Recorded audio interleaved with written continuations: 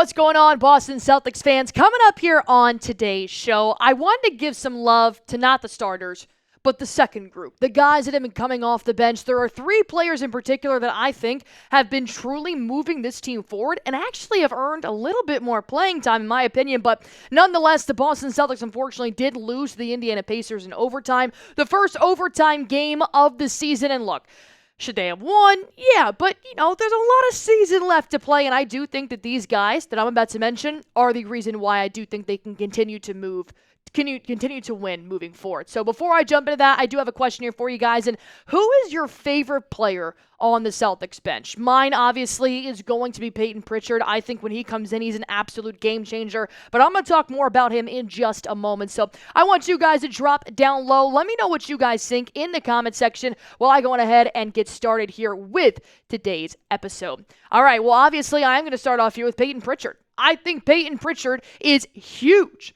for the Boston Celtics this upcoming year. Payton Pritchard has earned a lot more playing time, in my opinion, than from what he did last year, which is still saying a lot considering that Pritchard had a pretty big role on the Boston Celtics just 4 months ago when they did end up winning the NBA championship. Did you know that Pritchard, he scored 28 points off the bench versus not just some, mid-level team, the Milwaukee Bucks.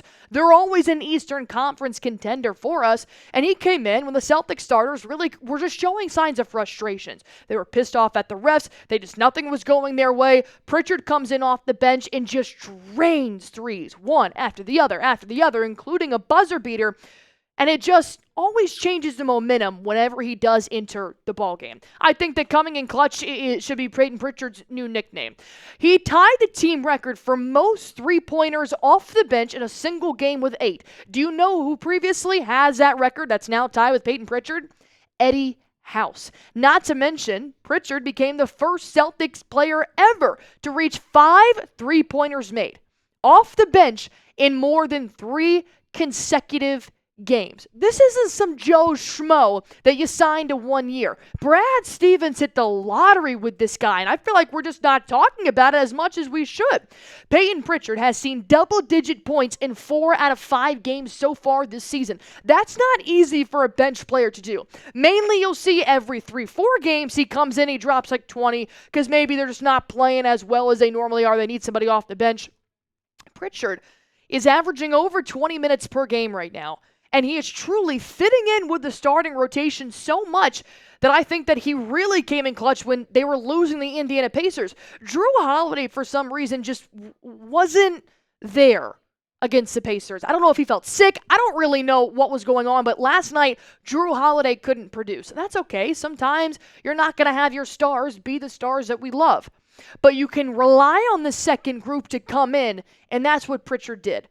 The Pacers were up by 24 points at one point in that game, and Pritchard just came in, did his thing, and he brought them back to a 15-point deficit, and then they crawled back, and then they tied the ball game and went to overtime. And Drew Holiday did not play for majority of those minutes because Joe Mazzulla kept the starters in, but instead of Holiday, he put in Pritchard. And I see why.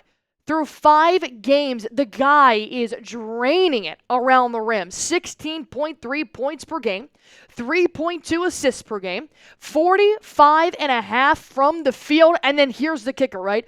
47% from downtown. We knew Pritchard could always drain the rock, but my goodness, this has become a completely different Payton Pritchard that we have seen so far this season, and I truly do think that he is just going to get so much better. And that's the beauty of having a guy that's not technically in the starting lineup, is because he can start to go for things like 6th man of the year. He can start to find his rhythm without having all of that pressure on being the starter. He's your perfect plug-and-play guy. He comes off the bench, and the thing that I saw with Lonnie Walker is that Lonnie Walker needed a lot of minutes to find his rhythm, he would take 5 shots and then make one of them. Pritchard comes in and drains it as if he is just playing the last 15 minutes with this team. He can drain it from 25 feet. He can go and make 2 reverse layups against the Pacers in crunch time, or he can drain it from the buzzer. I think when he comes in, he's a dog, man. Honestly, if we ever face him, I would probably be pissed off at him because he's just that good. And we always knew he was great as a two-way player. And I always knew that he was great from beyond the arc. But man, has he taken his three-point shooting to the next level. And I know, Allie, it's only 5 games. Yeah, but we just won the championship, and for some known reason, I'm now seeing this different light of Pritchard from downtown. And I think he has truly found that he can be an effective two-way guard, but really, something that he thrives at right now is shooting from beyond the arc. Something else he thrives at is half-court buzzer beaters. This man, I mean, if we could just put an over-under at 1, and every single game that Payton Pritchard drains a shot at the buzzer, I'm always taking the over. You think at some point defenses are going to catch on, but he continues to make it not just from half court, but just in crunch time. I mean, just with less than 3 seconds on the clock, Pritchard knows how to drain the rock, and I think that does go a very long way when you do have a team that people are coming for you. You're going to need something in your back pocket, and I think it's Pritchard at buzzer beaters. But it's not just me, man. Let's talk about what Payton Pritchard had to say about what he can do in those crunch time situations. PP said, I live for those moments. Clock winding down, 6 seconds left, and do you get to a spot and you just raise your jumper up? I kind of black out in those moments and I just let it fly. Obviously, it works a lot of the time. Oh, yeah, you're just chucking it up there and it happens to go in every time. Nah, you got a skill. You have a talent, Pritchard. It's just really about the energy. I've got to bring every game, especially coming off the bench. Some nights our starters might have low energy, so I've got to come in. I've got to be responsible for bringing that in, night out. And Pritchard does, man, every single time. And I just want to go on ahead and do one thing here, and that's just give PP some love. Don't be weird about it. Don't be weird about it. Go on ahead, put your PPs in the comment one more time. PP stands for Payton Pritchard. Do not be weird, I promise. Please, I'm begging. Go on ahead and give Pritchard some love like we always do here on Celtics Today by Chat Sports. While you guys are doing that, I am going to go on ahead and give a quick little shout out here to our sponsor on today's show. And of course, that is going to be the #1 daily fantasy sports app in America. You know what I'm talking about. I'm talking about PrizePicks. If you guys want to go on ahead and test your skills on the #1 daily fantasy sports app in America, go on ahead and download PrizePicks. I play PrizePicks every single game day, and there's numerous reasons why, but number one, I just think it's the easiest part about my day. All you have to do is pick more or less on a player's projected stats, and you can win up to 100 times your money with as little as 4 correct picks. If you guys want to go ahead and get started, download the PrizePicks app. And if you're asking Allie, where do I even start? Where do I go? Well, here are my picks for tonight's games. I do have Devontae Adams having more than 1 rushing and receiving touchdown, and I have CJ Stroud having more than 1.5 passing touchdowns. And these are actually both demons, so these are harder picks, but the payout is a lot more, which is why I like picking demons. And you know what?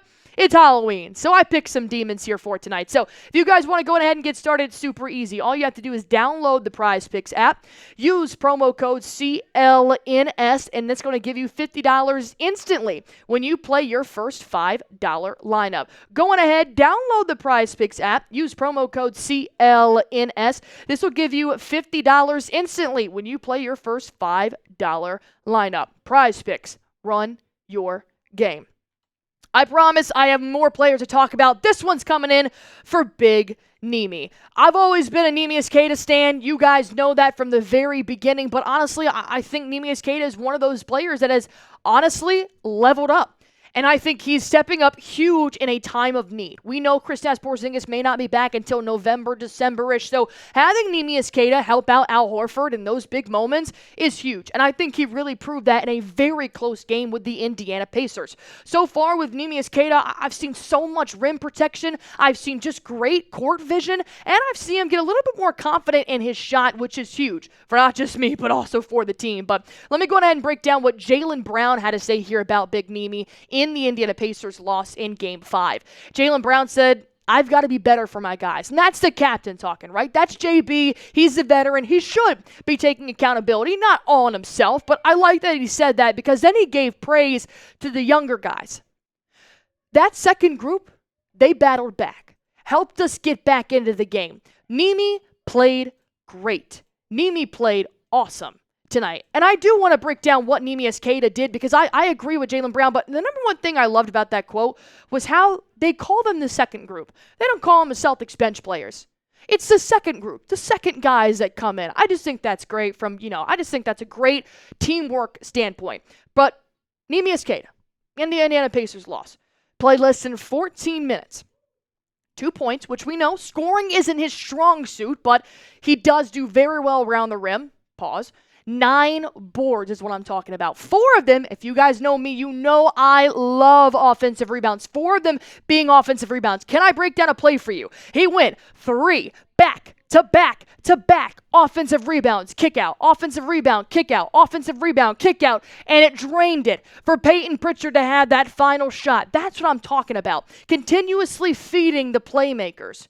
And then, of course, he always tags on 1 block, which I just always love. I think Neemias Queta is going to continue to get better, and that is great news for the Boston Celtics, who may or may not be without Porzingis for the foreseeable future. Obviously, his plan is to come back in December, but you never know. And Neemias Queta, he was plus 18 in 14 minutes. At one point, that was plus 21. And if a guy is going to be on the court and he's going to help out the team, then I am all for it. And that's exactly what Neemias Queta has done so far. I know he's going to continue to do that, which is why I am all for giving Neemias Queta a little bit more playing time. But that's the question I want to ask you guys here, right? Remember I just talked to you guys about PrizePicks? Now you guys get to play it. It's as simple as this. It's as simple as commenting M for more or L for less down below. Should Queta play more or less than 8.3 minutes per game? Maybe a little bit more. I don't want to take a ton of time away from Luke Cornett and Al Horford because Neemias Queta does tend to go a little bit roller coaster in terms of his box score, but I'm going to go more with this one. I do feel good about Neemias Queta and where he's at right now with his development. But I do have one more player to talk about, and that kind of goes to the same position. Let's talk about Jordan Walsh. Let's talk about Walsh and what he has done so far in the 5 games that they've played, because let me tell you, Joe Mazzulla likes going to Jordan Walsh a lot more than I thought he was going to when this season started. Not to mention, the guy's the youngest kid on this team. That's a lot to live up to being on the best team in the NBA. If he's the youngest guy on this team and he's going to play for the Pistons, yeah, you got all the time in the world. But you've got to come in and you've got to help this team win because they have a standard to uphold. And I think he has been doing that pretty well. Not to mention, there was this one play that I saw that Giannis was doing this play every single time up against Brown, up against Tatum, where he takes it around the post, drops his shoulder just a little bit, and then he kind of hesitates here, and then a nice little pump fake, and then he drives to his left, and he goes up at the rim. Why? Because Giannis Antetokounmpo is so large, nobody's going to stop him until Walsh came in, and with Walsh's, albeit lanky but very big frame, he held his own. He squared up his hips. He let Giannis body it back into him, and guess what? We had Drew Holiday swoop around, and it turned over to be a turnover for Giannis because Walsh was defending between the post and the basket, and that's huge, going up against a 2-time MVP. I don't care how he did it, when he did it, but he did it. And he locked him up for a brief period of time, and that was so cool because Giannis was crapping all over the Celtics for a while until Jordan Walsh came in and he said, I've been watching out on the bench, and I know what to do about it. Let's hear what Holiday had to say about Walsh. He came in, and this talking about the Bucks game that I just talked about, he came in and played some big minutes against a good team. I think seeing Jordan getting great, even though he probably wanted to knock down a couple more shots that we could see, but you see what type of player he's becoming. And let me tell you, I did not have this thought when I was watching Summer League. I thought he was one of the worst players on our Summer League team, but Walsh is coming in. He's filling a role, and I think he's excelling at it. So overall, I'm very excited for all 3 of these players just get more under their belt as this season moves on. And I think the Celtics just hit the jackpot with their starting 5, but their bench is looking really good. If you guys want to go ahead and do one thing for me before we hop out of here, and thank you for bearing with me. Obviously, I self-produced this, so I was looking down a lot, but thank you so much. And as always, do one thing for me and hit that sub button.